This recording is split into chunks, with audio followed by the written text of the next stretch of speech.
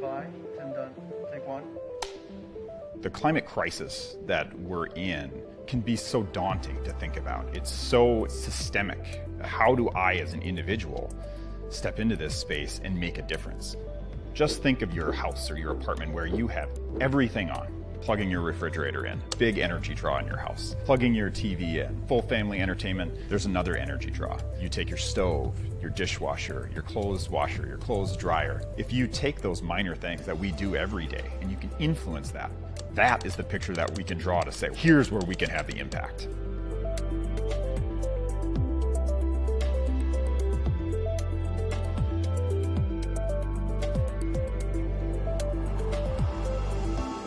We are a large retailer, unique in a sense that most things that we sell, plug in, have a battery, consume energy in some way. The use of a product sold is part of our emissions inventory.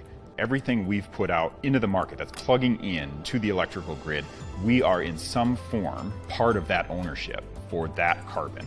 When we started putting pen to paper and saw the carbon impact of the use of products that we sell, it was 40 times that of our own operation. So that's where we set out to say, if you're plugging it in at home, that has to be part of our goals to reduce it. We went through and looked at what items are we putting into customers' homes that do have a significant energy draw. So it's at that point we started to see the scope of Energy Star. Energy Star is a partnership at the EPA and Department of Energy in the US to set a standard to develop the most energy efficient product. How can you make this thing work its best, but consume the least amount of energy in that process? And that became the conversation with our vendors. If we can have an impact on that customer's energy bill, helping them live more sustainably, that's your story too. And so we can go from a customer plugging in a new product, being thrilled with their experience, to 100 customers, to 1,000 customers. Our next step is how sustainable that product is at end of life. Circularity is what we need to get to. We're going to account for that. When a customer brings that product home, that's just one part of the interaction. Once that product has met its end of life for that customer, bring us that product back. We will evaluate that product to say, is there any use in trade-in? Does it need to be repaired? We'll put it through our repair process.